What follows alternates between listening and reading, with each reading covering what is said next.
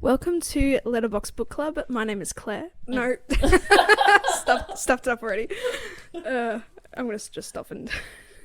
Alright, whatever. Welcome to Letterbox Book Club. My name is Poppy. And I'm Castile. And today we are going to be discussing the sequel to the From Blood and Ash. A Kingdom of Flesh and Fire. I know, I was very scared to say it because I keep saying Flesh and Flyer. I know, at some point we're going to say Flesh and Flyer throughout it. Yeah, just get it out of the way now. Flesh and Flyer, Flesh and Flyer. Fire, fire, fire. Fire, fire, fire. Okay, I'll read the blurb. It's a bit of a long one. Yeah. But, like, what are you going to do? I feel like when I finished the book, for the next book, it had, like, that sort of, like, it blurby has, like, title. 3 headings, like a betrayal, a choice, a secret. Yeah, exactly. So I think it's the normal. Yeah. So, anyway, go for it. A betrayal. Everything Poppy has ever believed in is a lie, including the man she was falling in love with. Thrust among those who see her as a symbol of a monstrous kingdom, she barely knows who she is without the veil of the Maiden. But what she does know is that nothing is as dangerous to her as him, the Dark One, the Prince of Atlantia. He wants her to fight him, and that's one order she's more than happy to obey. He may have taken her, but he will never have her. A choice. Castile Denier is known by many names and many faces.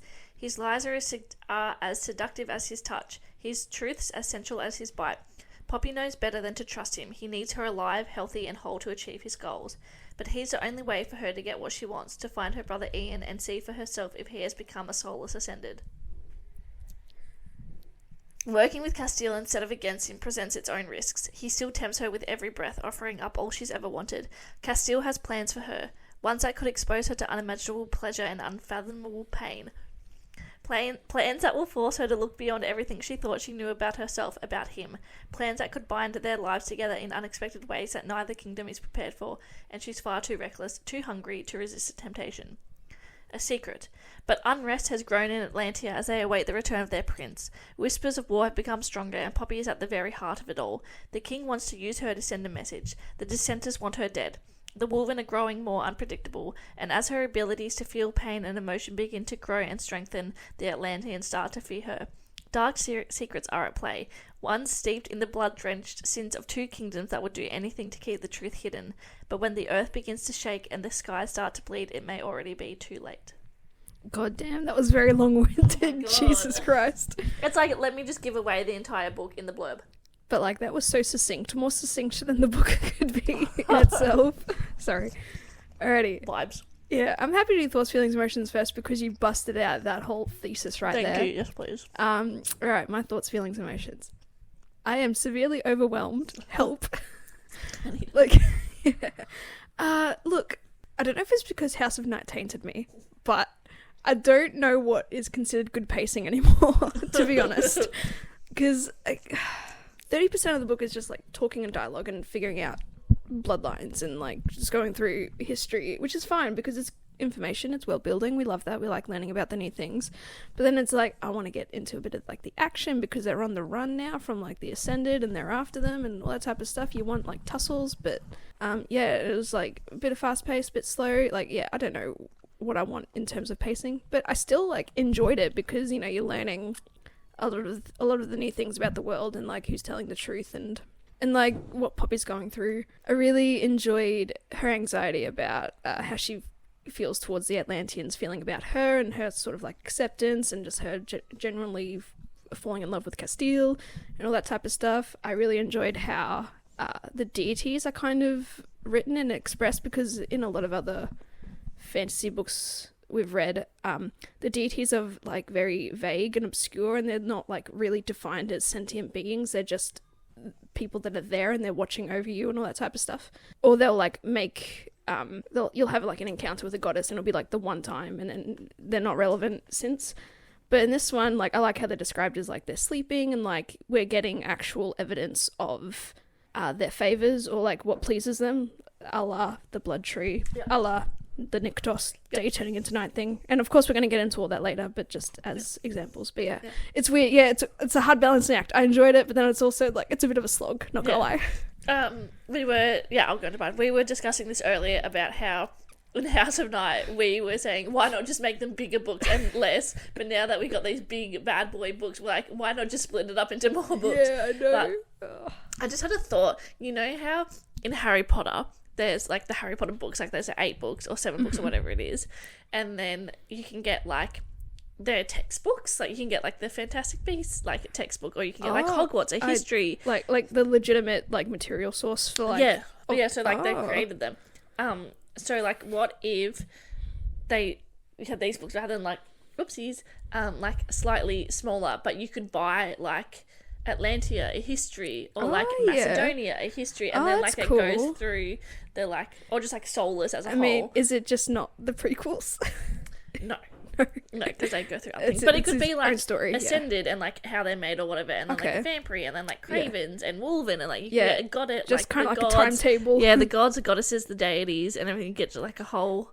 Like a cheat sheet. Yeah, cheat sheet. Yeah, I love that. I mean, I suppose the cheat sheet for us would be us writing it down and then memorizing it probably. We're idiots, so. Yeah, like last night I had just like a panic thought. I'm like, wait, who made what? And then like I started making it like maths problems in my head. It's like Atlantean, don't make this, but they can have a baby. But then when the culling happens, they're like a species of vampire. Yes. And then it's like Atlantean plus vampire ascended equals Ascended. Yes. And then it's like Ascended plus mortal human equals Craven. Blah blah blah blah blah. Yeah. So that's how I kind of remembered the whole thing, and also the whole like, when I first did my read through, it's like I'm enjoying it. I'm immersed into the world.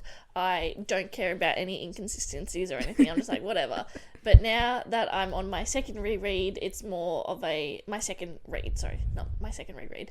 That'd be impressive though. It would if you be read impressive. it 3 times. I'm seeing, the TikToks that are like, what is Poppy and all these things, and how Jennifer just got lost halfway through and just was like, but she can do this and she can do this, but she might be this. And even it's hard talking to you because it is a forever evolving thing. So I know things that you don't know yet, and I don't want to talk about that, but because and then it's like contradictory. It's a whole thing. Yeah. But that is all. Yeah, look, there's a lot of like intricate sort of like details, but I feel like it also gets lost in like, because there's a lot of pages where like they're just bantering back and forth, and it's like, do you know how much you being violent turns me on? And it's like, you're an insufferable idiot, and it's like so many pages of that as well. On my second read through, it's I'm getting those things. It's like, okay, just fuck, like or like we understand that they're teasing like, each Poppy's other. Like, I have questions. Oh, I have questions. Oh, I have questions. And then Kieran's like, of course you do. Like it's the same sort of repeated. And also it's same with Poppy and Kieran. Like, just fuck. Yeah. I mean, I have a theory. You obviously know if it's true or not, but like, I think it's very obvious that like, it was building up to the joining things, the inevitable joining, the inevitable threesome. Yes, I reckon Jennifer wrote that because Sarah J. Maas like neglected her threesome in ACOTAR. It's like, you want a threesome? I'll give you a threesome. I also do like. Is it in this book or in the next one? I don't know. Be careful. I think it's in the next one. No, it just explores the Wolven's like sexuality and how they're comfortable kind of more fluidity. More fluidity, and then also like voyeurism. I mean, I could have told you that from the first book. And exhibitionism, I guess, and they just don't care. They're very comfortable. I do like that sort of. Cool. Yeah. But yeah, this book does explore like intricate details of like Atlantean sort of like traditions and homages and like what's expected of Poppy. And that's another thing about her, is like she's trying to figure out what her role in all this is now, because she's not like just kidnapped anymore. She's kind of trying to do her best to assimilate in a way, or she's trying to learn how to, because she doesn't know what she is to the people, and people don't like her. And she is also now much more in control of her own agency. Yeah, for sure. Yeah, so she's, even though in the first one she was kind of starting to question everything, now in this one she has truly become that I am my own person, and my decision, I'm going to make decisions that affect me. I'm not going to let other people make the decisions for me. Although a qualm, if you will, probably, it's just like, because we know Castile is like teasing, because Poppy's like, I don't want to marry you. She says that like a million times. And then towards, I think, even before, maybe she talks to is it Alistair or Alistar? I'm gonna call it Alistair. Ooh, I got it. Like, because when she talks to Alistair and like they have a deep conversation, like he's willing to help her and all that type of stuff. But then it's like, there was a moment where if Poppy really said no, Castile would have let her go, type of thing. But it's like, she's been telling you no since the beginning of this fucking book. Yeah, and it pisses but me also off. because I think Yeah, he knows that she's saying no to be defiant to him, but she knows like this is the best case scenario, really. Yeah, for and sure. also, if I was kidnapped and in that situation, I'll be like, yeah, I'll marry you, like whatever's gonna get me to my goal faster. Your safe point, yeah. Yeah. And it's just not like And Stockholm then I just syndrome. like this is. I guess we can like just start going into the plot and Just stuff do- or whatever. yeah, Yeah, because just it's a go big, for it's a it. big plot. But, like even floodgates open. when she runs away, Yeah. and like Kieran and Kaz like catch up to her, but it's Yeah. like, what were you thinking? And like it Yeah. does like like Kaz does explicitly like go into it like It was very reckless. yeah, like no matter where you run, we will find you. Like Yeah. you cannot outrun a wolf, and like you cannot outrun me. And Yeah. it's like, yeah, I don't know, like if I understand the whole like the Psychology or the urgency in her that yeah, she's yeah. like, okay, I just need to go and see Ian. yeah. But you've already discussed how that's going to happen and how safely it's going to happen for you, rather than just like, oh, I'm going to run away and then Yeah. you'll get killed. Bye-bye. Yeah. I think, as you just said, it's her agency as well. That's what's giving her the urge to be so reckless. Because, as the maiden, she had time I guess, to because think. she's never, like, had the chance to... Yeah. Although, but at the same time, in the first book, when she was fighting outside the rise or on the rise and all that, like, that's just out of pure... I suppose that is also out of just general defiance. I have a voicemail and I think it's spam. Should I play it? It's work. I suppose just a little recap as to where everyone is in this book. Yes. We are in New Haven, a town, and A village, if you will. a village. Yes. Castile is with all the other like Atlanteans. So we have Castile. We've introduced to a dude named Landel. Glad he didn't last very long. We have Elijah. We have Delano, we have Kieran, we have Neil, whatever the fuck you want to call him. I hate the way you're saying all the names. Oh my god. Oh, you say it then. Kieran's fine. Kieran is the only one. And Castile. Delano. Oh my god. Landell. Landel. Landell. Oh my god. Did you say Elijah? Yeah. Oh yeah, Elijah's I got it fine. right, Elijah, Alistair. Is Niall Alistair. is like Neil. That's also fine. Alright. Also, I don't know if I said it in the last episode, but these locations and names is giving me Dragon Age vibes. I don't know if anyone who listens has ever played Dragon Age. I've only played Inquisition, but I know of like the first 2 games and like the storylines and stuff. But there's a prince there's a playable character called Alistair, and like in Inquisition, the location, your home base is like, I think it's Haven or New Haven, but it's like very similar. And I feel like just thought I've about heard that. like New Haven before and like other things. I just think it's like pretty common. Yeah, I suppose it's the most fantastical sort of fantasy name you can even think of. So yeah, we're at New Haven. Everything's fine and dandy. Poppy is absolutely shocked because damn, Castile is wanting them to get married. Alistair is here. Is he introduced in the last one or in this one? This one. Yeah. Yeah. And he reminds Poppy of Victor. Sad times, rip. Yeah. Alistair is the advisor to the king and queen, so Castile's parents, and Castile was a bit kind of wayward about having Poppy being introduced so early. Yeah, well, he's like, don't fight Kaz in front of Alistair because then like their plan will fall But then through. Alistair gives off that wise uncle vibes anyway, so like, I and don't he's understand like, why to they're so Poppy, he's afraid like, of him. If you want to leave, like I'll help you get Yeah. out. What were your initial vibes on Alistair? I just think he's just a guy who's just doing his job, and like it's hard to, I don't know. His loyalty is to the king and queen, and he is Wolven, and we learned a bit about his backstory and he's bonded and all that type of stuff. But like, I don't know. He just wants what's best for Atlantia. Although from what we learned about his daughter, And how do his you niece. say her name? Shay? Shay. Good, because I think it's Shay. Yeah. Shay. And like, I mean, if she had those feelings, surely the apple doesn't fall far from the... Yeah, well, Uncle I Tree. just thought it was sus. Yeah. I thought it was sus when they were trying to hide her from the beginning, but like he's been nothing but helpful. Yeah, and then also honest. when it was his daughter that Kaz was with, and then when we find out it was his niece that Kaz was like promised to or whatever, and I'm just like, okay, well, sus vibes. Like, why are you trying to marry your family? Yeah. Into... Well, he's a very old Wolven of like, so he must have like perhaps like an ancient sort of Wolven vibe. He was bonded to Prince or King Malek. So like, I don't know, that probably has some sense of superiority to it. It's probably just one of those things as well. If you think about even in like period dramas or like Victorian sort of like royalty genre, like you know, all the prestige people marry each other, like all the high lords and nobles and stuff. Oh, you're talking about the current monarchy? Probably, yes. I don't know. See, I'm not even thinking about them when I'm thinking about this. But yeah, like, yeah, you know, like they all like marry the well-off people and like inbred, but like it could just be the same for Alistair. Alistair. I'm just gonna say Alistair. Because yeah, he just wants his daughters to end up, you know, with the high nobility and all that type of shit. You know. I feel dumb now. Thank you, Kenzie. Sorry. So yeah, Alistair. Yeah. And because he's gonna message like the king and queen about like what Castile's up to, and he's just trying to hide what he wants done for now. And also like you can hide Poppy or whatever or blah blah blah, but it's like Alistair's gonna say like whatever he wants to do at the end of the day, like because he's for Atlantia. Yeah, and he's like several hundred years old. He's not for the crown; he's for the country. Yeah, he's for the people and the Wolven, because the Wolven have been like depleted since like the war. Yeah, but and also stuff. he like it doesn't speak for the Wolven anymore. Yeah, he can't shift. Oh, yeah. My skimming habits have betrayed me. Yeah, because he betrayed. Yeah, I knew he betrayed Malek, whatever. Malek, yeah, because there is a Malek. Yeah, because he betrayed Malek, he can't shift. Oh. Ooh, that's a very fine consequence, though. Yeah. God damn. Yeah, so that's why. And then Prince Malek inadvertently created the Ascended through Isabeth, right? Isabeth. Yeah. Yeah. Because she was not. Oh yeah. Well, I know we're far ahead, but like, yeah, they were talking about. I think Kieran and Poppy have a chat about like bonded, or he brings it up, but then she asks Castile about, what does like a bonded mean between like a Wolven and like an elemental line or whatever. Yeah.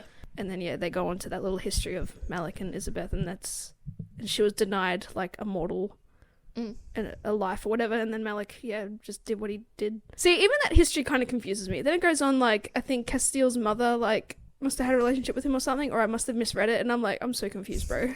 Yeah, Castile's mother was with Malek. Yep. And then he cheated on her. Yes, with the mistress, Isabeth. Yeah. Oh, okay, and so everyone hated her because she was the mistress. Yeah. We love the mistress hatred. And then she named her first son Malik. Yeah. Which, like, as the next husband, you're probably like, what the fuck? Yeah. But yeah, anyway. Yeah. I've lost my point. It's fine. I think I was going somewhere. Poppy is discovered running in the woods. Actually, well, first, she ran away because Castile killed Lendell. Yeah. Because he was like, I thought the plan was to save your brother. Like, he's trying to undermine... Scar-faced whore or some shit. Yeah. He's trying to undermine kind of Castile's plans. Because everyone just assumed she was just going to be the ransom. But now, obviously, the plans have changed and he's developing feelings for her. You know, the he fell first or he fell harder type of trope. Mm-hmm. And so he's obviously, changing his mind of what the plan is, and everyone else just seems to think he's losing sight of his brother. But then at the same time, people are just telling him that they think he's dead anyway. So, like, I'm confused as well. What do people really think? But anyway, anyone who kind of speaks ill towards Poppy ends up dead, because that's how Castile kills Lendell. Lendell. And then Poppy realizes she doesn't feel really safe around Castile, because it's like a dictatorship almost. If no one can speak up or speak with any sort of reason or logic, it just seems like he's just going to kill them. Yeah, but also like he's killing them because they're being mean to her. I know. I get that. Daddy? Is that it's romantic? It's a love language. So yeah, she runs away because of that, and then that's when they find her, and then he tells her how reckless she is and all that type of stuff. But also, as Kieran's escorting her back to her rooms, he sniffs her, which honestly hot, like... He's a wolf and he's expected to do that, though. Like, oh yeah. A good... Someone said that James sniffed them the other day. It was really funny. I think someone at daycare, yeah.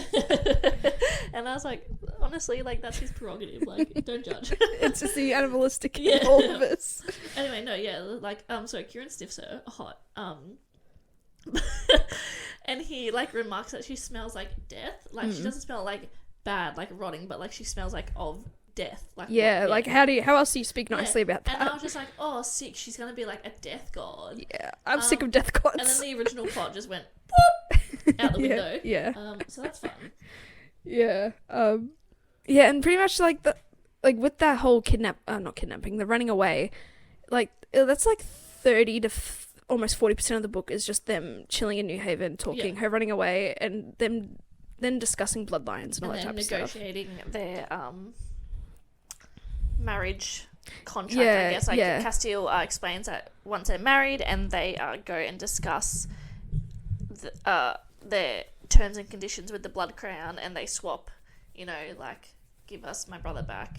I want to see Ian, blah, blah, blah. Oh, yeah, that's right. I forgot that's her motivation. I was like, what the fuck are you doing? And honestly, you haven't seen him since, well, I don't know, she was a bit younger, because he's 2 years older, so a couple of years ago. And you hear from him in a couple of letters, like, that's fine. Like, you know he's okay. And even if he wasn't okay, like, let it go at that point. And now that she's realised, like, what the Ascended are and, like, who they are and what they're capable of, it's like, would you want to try and reason with him? Yeah. Is he even one to be reasonable with? Yeah, exactly. Or even, is he worth all this trouble only... Because it can go 50-50. Either... He's, like, either dead or he's just, like, an Ascended, like, dead inside. Yeah. Not, like, legitimately dead, but, yeah, like, it's not worth the risk. She's being told the truth as far as we're aware. And it's like, is it worth trying to reach him? Because he's just going to be indoctrinated with all what the Ascended have taught him anyway. Yeah. And, like, and all the Ascended seem to be the same.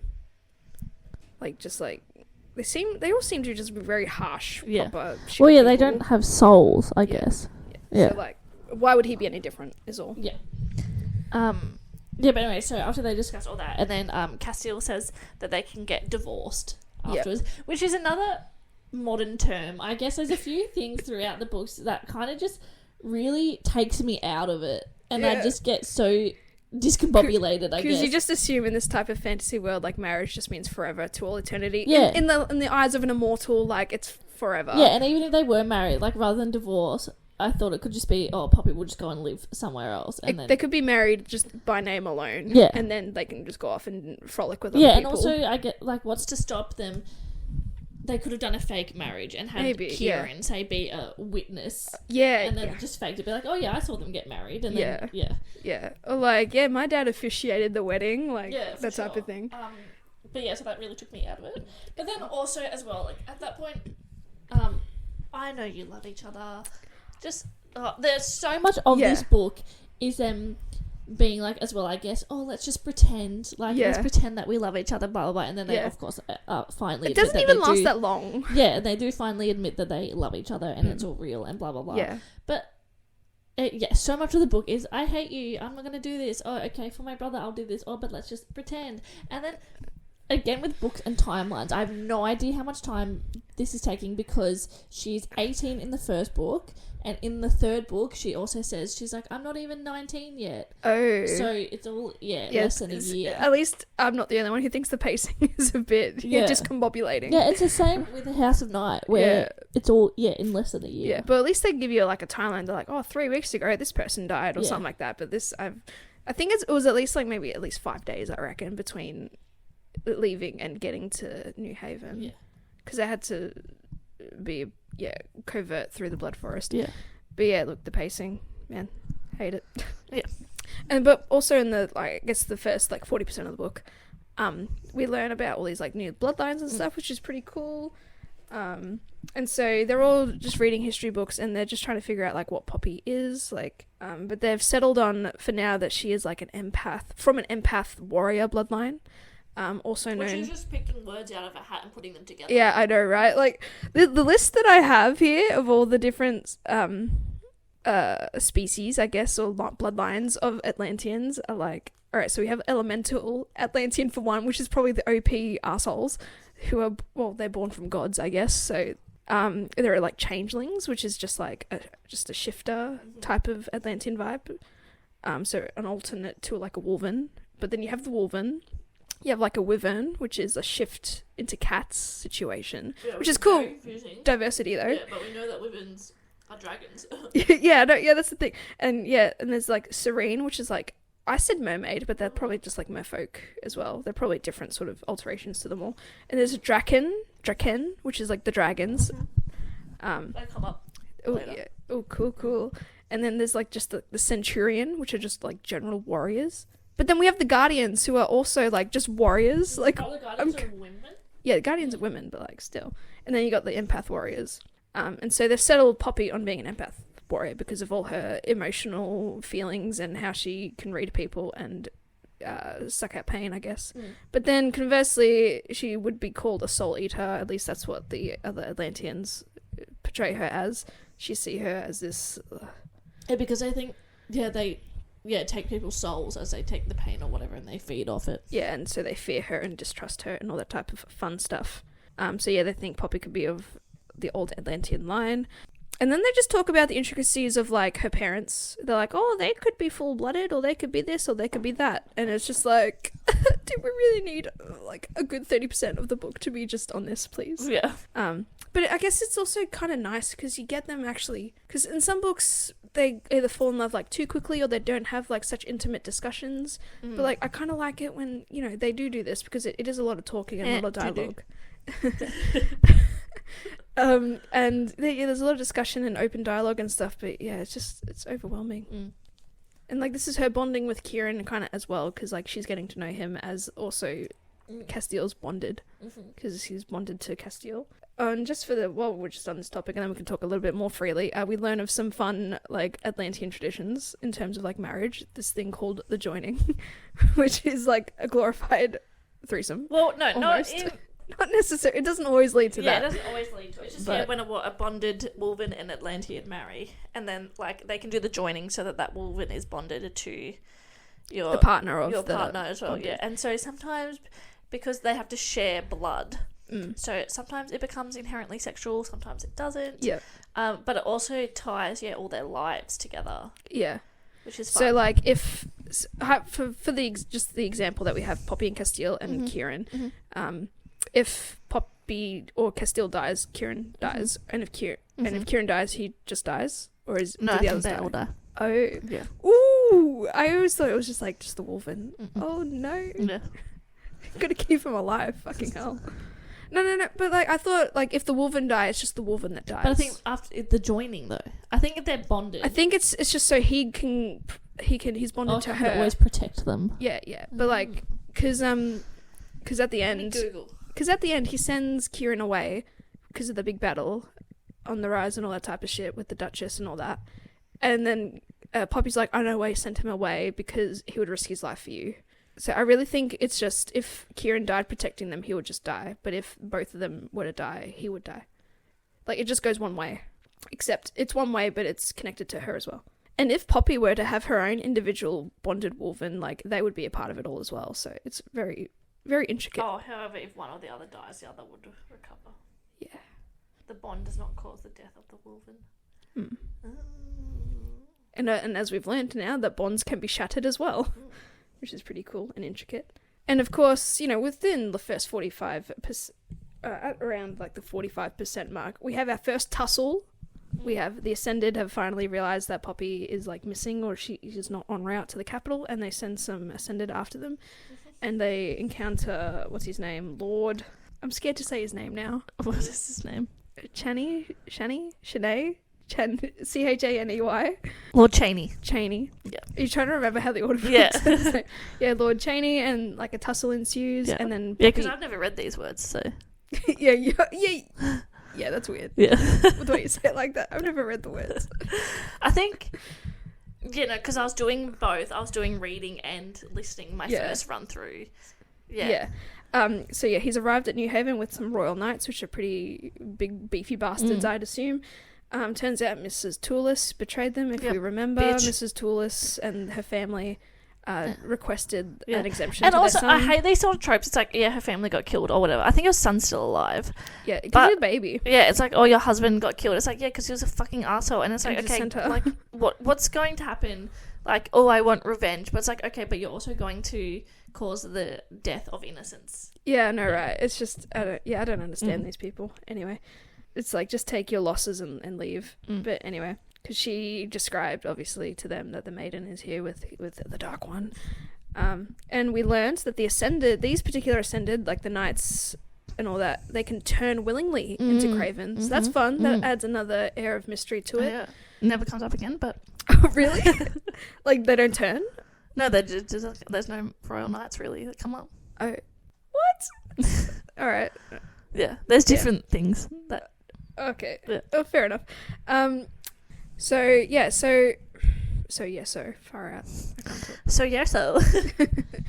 So. So the Royal Knights are there, Lord Cheney's there, they're killing people, blah, blah, blah. Poppy sacrifices herself to save a kid. Because of course she does. Because of course she does. Who gets killed anyway. Rip. She tried. Yeah, she's like, he said that he wasn't going to hurt him, and then Cass like, he lied. Like, what do you expect from these people? She has such naivety about the world, even what she's learnt. But I suppose this is what opens her eyes and her distrust in them. And then Lord Cheney bites her and tries to... He's like, I'm just going to taste. Yeah. And I was like, not into that one. That was very, I mean, that was icky. It was very SA vibes. I suppose that's the point, because he was losing control. Yeah, I guess it was an allegory. Yes, of course. Anyway, and then Yay rescued. It's just like, I felt like it came out of nowhere. The rescuing, or just like the attack? Just the whole, I understand the attack, the attack made sense, but it's just like, I sacrificed myself. Oh, now I'm back with Castile. Yeah, exactly. There was no real consequence to what happened, and I think it was just because it had been so dialogue heavy, and so we're like, the editors are probably like, we need something to break this up. And there was no real consequences for her sacrificing herself. Yeah, because the kid died anyway, and like Lord Cheney died. Yeah. Oh no, well they took him prisoner, and she inevitably kills him herself. So she still believes that people deserve to die with dignity. And then not long after that, we find an omen from the gods. There's a blood tree just like spawned. What in the Matrix? What in the Sims? And so everyone interprets it as like a sign of great change. Whether or not it's good or bad is yet to be perceived, but it's there. Yeah. That's where I was starting to click onto things, because I was like, well, that's where her blood spilled. Ooh, I didn't think of that. Ooh. I love that though. Yeah, and I was like, okay, this is a little much. Yeah. See, but I like how when you talk about like deities and all that, like they're showing themselves in a way. Yeah, they're watching, they're omnipresent. Yeah, and they are giving omens and signs, which other fantasy books did fuck all with that, and I was forever confused. But no, I love that, and I love that it keeps happening as well. And so they're on the way to a place called Spessa's End. That's how I pronounce it, unless you want to correct me. What's Spessa's End? I think there's a night there where Poppy is having a nightmare, another one of her like memory nightmare dream things, and then Castile wakes her up, and I've just written nightmares equal sex therapy. Essentially. Because he relieves her misery. Yeah. Which like, so that's fun. Hot. And then just like Castile and Poppy, they have a chat like about all their traumas and stuff, and like he opens up about his time being the cattle in Carcedonia and being trapped and all that type of stuff, and what they did to him, how they tortured him. Like they sometimes would keep him healthy and fed well, and then other times he was just like on the brink of losing control, I guess. So that was fun to learn. They encounter throughout the Blood Forest I think they're still in the Blood Forest, like a Dead Bones Clan little attack clan, again amongst all this dialogue heavy things you're learning about. Again, it don't come up ever again, I'm pretty sure. And they're just people who've just fled from just like villages. They're just sovereign citizens. Oh no, how dare you bring that up in the body. Sovereign citizens. That was a great call though. Thank you. They're anti-Craven, anti-everybody. So waste not, need not. Yeah. They don't listen to the government. They don't need the government's resources. They take skin and make clothes out of it. make face masks. Yummy, leather face. Gross. So they have a tussle, and just again to break up the travel and the dialogue, I guess. Not that they've travelled very far since New Haven. Yeah. They're heading towards. Oh, they're talking about like no. They land in Steigen Bay. Sorry, I'm just reading my... Stygian Bay. Yeah, I'm scared to... I was going to say Steigen. Steigen Bay. I'm just like, as I'm going through the plot on my phone here. I'm probably skipping a lot. Yeah, I'm seeing words, and I was like, I've never read that word. So I'm like, oh, that's interesting. And then so I can understand how... Because, I'm very, like, a phonetic reader, so I'll read things phonetically, and then when they throw shit out like that, I'm like, stop it. And apparently this place is quite beautiful as well, and it's rumored to be the gateway to the temples of eternity, which is Rain's land, and Rain is like the god of something people, pretty much death. Is it? I don't know. Of the free people or something? I don't know. I don't know, it never comes up again. and apparently Rain, the god, sleeps there. So that's fun. Sleepy. And then they travel to Pompeii, which is fun because it's a legitimate, literal parallel to like the actual history of Pompeii in our history, which is fun. Because it was allegedly the last Atlantean stronghold. Allegedly. Yeah. And yeah, they say because the temperatures reached to extremities, like it either got too hot or too cold, and people just like died, and they're like in their sleep, you know, and they're all like huddled together, kind of like how literal like Pompeii, the ash covered people and all that stuff, and preserved their bodies in a way. So that was fun. A bit too on the nose though. Yeah, I'm like. And it's Same with like Atlantia. I was like, Atlantis? Yeah, Atlantia. Like... yeah. And then they make it to Spessa's End, which is fun. Mm-hmm. So I don't know if anything else. Okay, you missed like a whole heap of shit. Have I? Yes. I don't know. I'm just trying to get through the locations. I know. Okay, I don't care. All right. Is there anything else? I don't know. You missed a really hot part. What's the really hot part? So in Pompeii, so Atlanteans need to drink blood. But I think once they're like partnered or whatever, they don't like drinking from anyone who's not their partner. So Kaz obviously hasn't been drinking because like he won't drink from Poppy or whatever, or like he doesn't want to bring that up. Since Spessa's End. Oh, sorry, I have it as Pompeii. Oh, I think it's like the same. Anyway.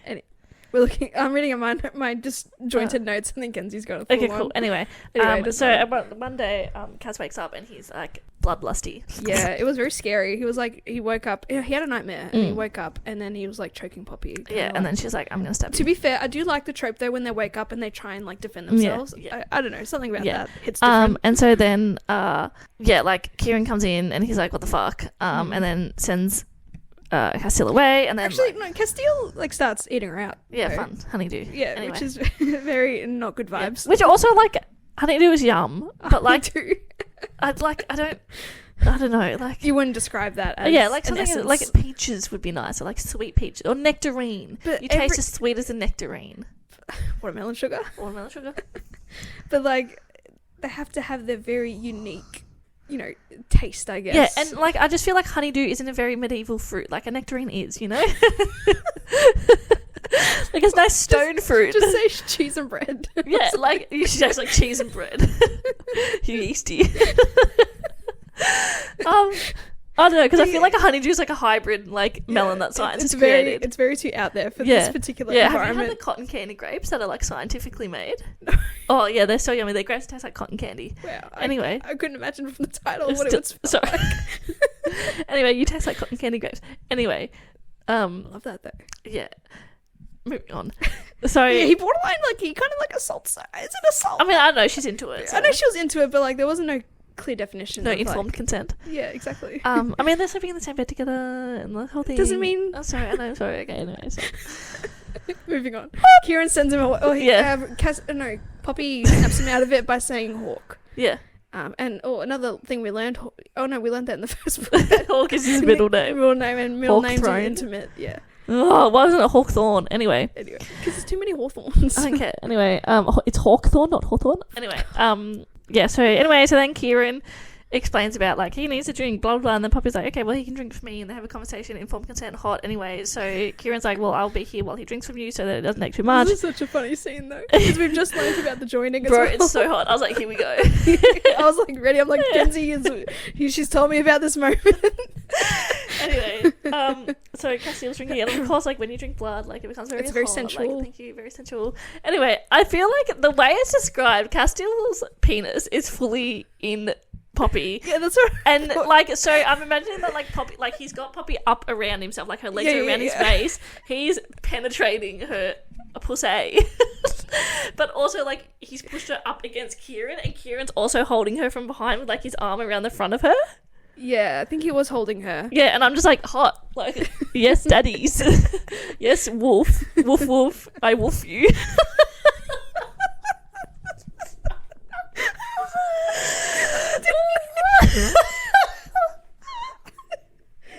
You keep going. I don't know where was a natural stopping point.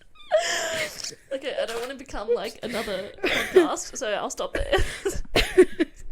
Anyway, but I was just like, okay, he comes to threesome because I'd heard about a threesome. But no, but also like poor Kieran, hot, but poor Kieran. Yeah, but like there, he's got to be into it. I mean, yeah. It's a little taste for what the joining has but to then come. I'm also imagining it like the Cassie and Azrael Reese sort of thing, where like we often bedded women like in the same room together or whatever. Yeah. But vibes. I know they explore more about like the fluidity of the woman's sexuality. Yeah. Sorry, I need to let it out. So like maybe it's just something that like he expects would happen, because like they all know that like the blood drinking, it's very sensual, sexual, pleasurable experience. So like he just sees it, he doesn't judge it, he just sees it as like a natural reaction, which is good. And lucky he didn't try and like get any sort of like advantage in that situation either, because that would be so fucking awkward. You're just there and they're just going at it, you're just like a pillow that they're on. Anyway, poor guy, but I thought that was the moment, to be honest. But no, that's fun. And I think later on Kieran also talks to Poppy, and they realize, oh, have you already said this about them being heartmates? No, I have not said good. this. Okay, because I thought you did. The heartmates. Blech. I know, heartmates, what a cringe word. I'm sorry. Yeah. To be nitpicky. I know, and it's like, if you're going to say heartmates, just say mates. But like every other fantasy book but like, is what always else are you mates. meant to say? Just soulmate? Yeah. You can say soulmate. Yeah. Heartmate just sounds very kids bop. They're listening to Kids Pop. Calm down. Oh my god. I've heard the sound on TikTok of like the Kids Bop anti-hero. I think they say, because you know Taylor Swift says sexy baby. Yeah. I think they say pretty baby or something like that. It's just weird. I don't know. It's pretty baby. Yeah. Anyway. And then so that was fun, but like it was such a scary situation, because like we've never seen Castile in such a state of out of control. And it's fucking terrifying, dude. And to think that's like all Atlanteans, like if they get to that edge. Yeah, well, and that's like all ascended. And I suppose just the whole vampiric species. And then later on we learn about the King Malek could not have bonded with Elizabeth, blah blah blah. I don't really care about this history unless it comes up later. Is it important? The King Malek and Elizabeth thing, is that important moving forward? Sort of. So okay, I just mental note to pay more attention. Castile fed on Poppy. Kieran stuck against the wall. I think they must have. I think now, they're all settled in. Is it Spess's End? They're in Spess's End now. So we meet a couple more people of like Castile's. I don't want to say like court, but family, or like his supplicants. Supplicants. Triggered. His supplicants. No. But may as well, his people, I guess. His people, yeah. We meet Coulton, who's a wolven, and he describes Coulton. One more time. Coulton. Colton. Fuck off. When he first met Poppy, I think they shook hands or something, but he felt a static around her, which... Oh, and also, sorry, just before this as well, Poppy was in the room or something, and she was, like, yelling internally about, like, I don't want to be locked in the room, blah, blah, blah, all this stuff, and Delano came in, because he's like, oh, I heard you screaming. Oh, yeah, something like she's that. She's just like, no, just internally, and he's like, I heard it out loud. Yeah, which is fun and weird.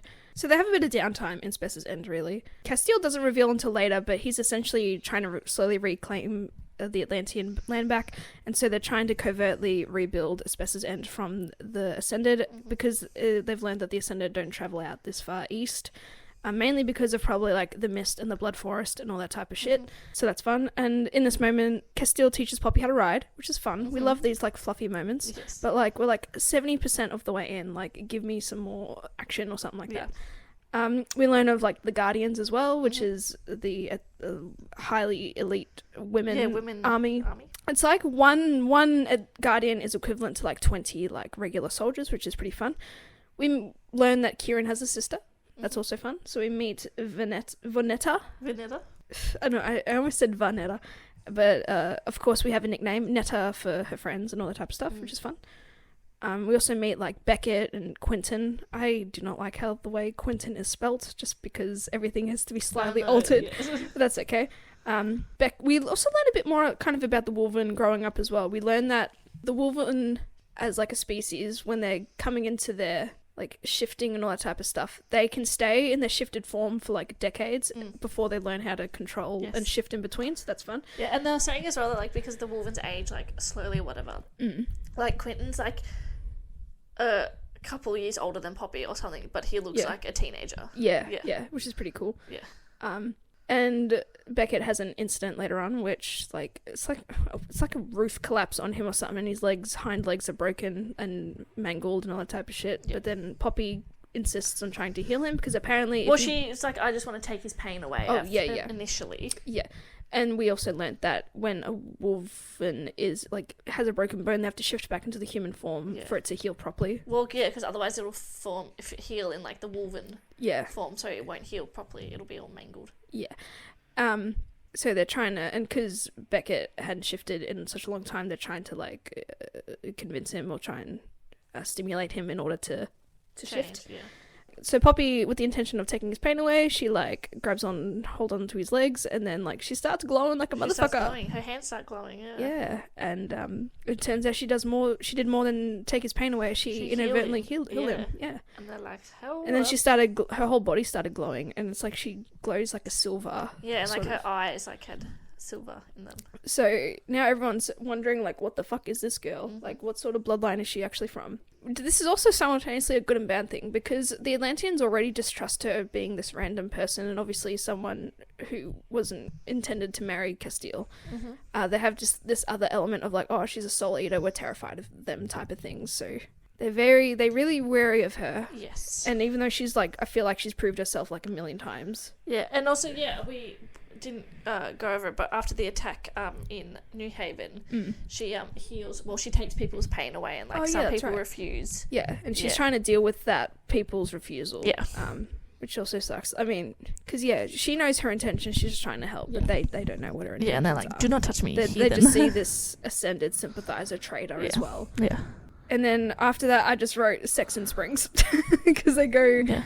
Oh, we learn a bit more about Shay as well, ish, because Castile opens up about her, which is fun. Yeah. Does he tell the whole story here? Yes. We can get into the whole story. Yeah. Shay sold him out. Yeah. She betrayed him. Sold out Malik. Yeah.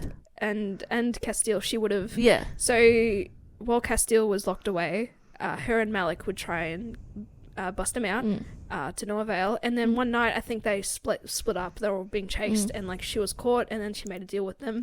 Yeah. To swap Castile for Malik. Yeah. And then on the run again, as they were still leaving, I think she was willing to. Actually, no.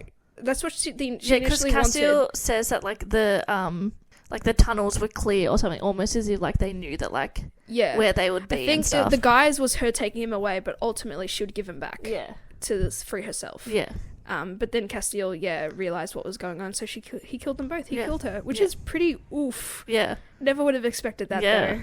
So then now you think about if she felt like that and she was Alistair's daughter, like how does he feel about the Ascended? Yeah, exactly. But I suppose it's also do whatever you need to do to survive. But like if you genuinely loved each other, obviously they weren't like heartmates. Yeah. Now can we have multiple heartmates in this? But yeah, so that sucks and was absolutely devastating.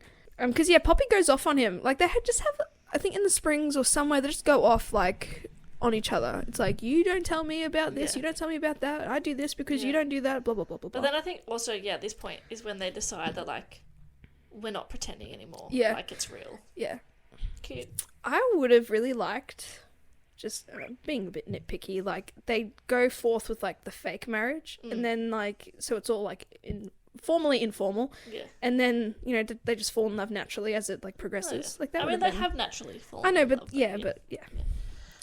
So anyway, then we're at like dinner or whatever, and Castile's like, I don't want to wait, we should get married here before we go to Scion's Cove. And then Poppy's like, yeah, lit. And then so Kieran's dad Jasper like arrives because he can officiate because he's the leader of the Wolven. I don't know why that's important or significant. I don't know the connection. Anyway, I don't know. I don't really and then care. Alistair's like, I don't believe that you two have suddenly fallen in love, blah, blah, blah. And then Alistair just keeps throwing these little pies in the oven. He's like, you're promised to another. And then we find out about Gianna, who is Alistair's niece. Yeah. And Poppy's like, what the fuck? Anyway, nothing really comes of that because Castile's like, well, I would never agreed to this arranged marriage. Like, I don't care. And also, like, she doesn't have those feelings for me. Like, Gianna doesn't have the feelings for Kaz. Yeah. Like, It seems like Alistair has something else at play here. Like, why does he want to be a part of, like, the royal family so badly, despite betraying his own king at one point? Like, what the fuck? Yeah. And then everyone's fighting, but then, like, Castile's like, I did, initially just want to kidnap Poppy to take her in exchange for They Malik. both do a big like love declaration. Big like declaration, like we fell in love, like blah blah along the way, all this stuff. And then like he also says that, like when Poppy found out, she stabbed him, and everyone's like, "Whoa, wow, that's crazy." Yeah. And again, that keeps coming up. It's like the teasing of like, you're gonna stab me, or she stabbed me a million times. It's like, we get it, we understand. Yeah. Also, I do love this though, because Poppy is like, Castile's the first thing I've chosen for myself, like I've been able to. Yeah, that was and beautiful. I love like the declaration of like, no, I chose him. Like, love those things. Yeah. And then Jasper is like, if Kaz has chosen Poppy, then like how could his people not choose Poppy? Yeah, exactly. And now they have the last chapter, they have every reason not to trust her, to be honest. the Ascended are on their way again Yeah. because now they're really wanting their Maiden back. So Poppy must be very important. So they're on the way. I think Because she has Atlantean blood. Yeah. Or some sort of special blood. They need her as yes. a cow. But they see that the sky is on fire in the horizon, so that's fun. So I think Delano, I don't care. Delano. Delano scouts off to figure out, like, gets suss out the numbers and all that type of stuff, and then he comes back injured, of course, and Poppy heals him again, which is all fun and dandy, and they realise, like, the ascended numbers and all that. So they have, like, limited time to do anything, and then in that impulsive moment, they're like, let's get married right now. And, yep, in the marriage and the wedding ceremony, it was nice. It was cool. It was different. I liked the whole, like, the dirt and the rings and the blood, and then it just absorbed into the rings. Was cool, yeah. And the the whole like mark on their palms. Yeah, no, that's so cool. Liddy titties. Liddy titties is Kenzie's new favourite saying. I don't know where I got it from, but it's mine now. And during the wedding, the sky, Jesus Christ, turns black, like for like a second or whatever, and it shows that Niktos approves of their marriage. I don't like it gave like we've learned nothing of Niktos to indicate that this is his like doing, but like everyone else knows apparently. Oh, I think that's because it happened for Castiel's parents. Yeah. And maybe, and I think because not Castiel, Niktos is sleeping in this kind of like area of Atlantia, like maybe that's how they can recognize it as well. So that's fun. I think they're traveling somewhere else now as well because they can't. No, they're at the Rise, and Duchess Tiamin has arrived.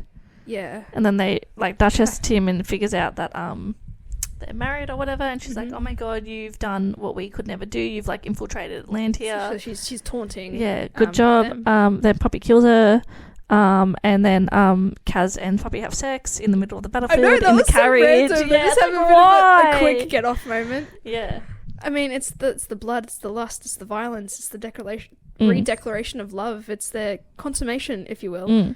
And then Kaz says to Poppy that all the Wolven heard her calling to them, like through. Because there were moments where she threatened to kill herself because she's so important to the Ascended, and like it was the only way for them to kind of like have a moment of relaxation and really think about their next move. And even Castiel got pissed because she was willing to do it. Like he knew that she would actually kill herself if needed. And then within that moment of stillness, the Atlantean army or people have arrived with the Wolven, and Kieran and all that are there. So that's fun. And that's when we learn that she has some sort of power to like call upon the Wolven. So that's fun. That's going to be interesting. Yeah. I just thought she was bonded with like a million Wolven. But no, it must be something deeper than that. Then moving ahead a little bit, travel through the Skotos Mountains. That's it. Yeah. There's like a little moment where like a goddess stops her from walking off a cliff. She has her nightmares and stuff, and apparently the mist is like magical. I forget like the intricate details. Like it like alerts. Yeah, it's just magic mist. And anyway, and like apparently it plays tricks on people and all that type of shit. I suppose as a defense mechanism. That's why people fear it so much, but also people fear it because they affiliate mist with Craven as well. But no, it's just Atlantean magic in the Skotos Mountains at least. So they arrive at Sion's Cove, and Venetta is like, "Oh my god, you got married! Yay!" Also, I need to talk to Kaz, and then they're like sick. And then Beckett is like, "Oh, I'll show you like the Temple of Niktos or whatever." Yeah, because the chambers of Niktos. Yeah, because she wants to go. Expressed interest. Yeah. Anyway, she goes there. She's walking around. Classic. Beckett has disappeared. And then a million people. Well, not a million, but like a lot of people There's are there. There's a handful of people there at the chambers. And they're like, "You're a whore. You're ascended. Your blood is gross." It's old. It's like let us terrible. Stone you. Yeah, they start stoning. Yeah. Honestly, I feel like they didn't have to include this part towards the end of the book because the moment where he's like, "We're home, Poppy," that could again, just like in the last one, we're going home. We're home. Yeah. This book just doesn't know when to stop. They stone her because they don't trust her, and they don't believe her intentions. Starts raining blood. That's fun. Which is always fun. A blood tree just grows out of nowhere behind Poppy. Spawns. I always I can see two ways. Like I can see one where it's like slowly like weaving up and like growing and stuff, which is like really cool. But then I also just see like bing, and it's like just a tree is there. Yeah. Or like she looks away and then looks back and there's a blood tree. And then like Poppy takes them all out. She uses all her emotions. And she like blasts them. She is like full on hatred and all the negative emotions because she is sick of being like the whipping boy of distrust and all that type of stuff.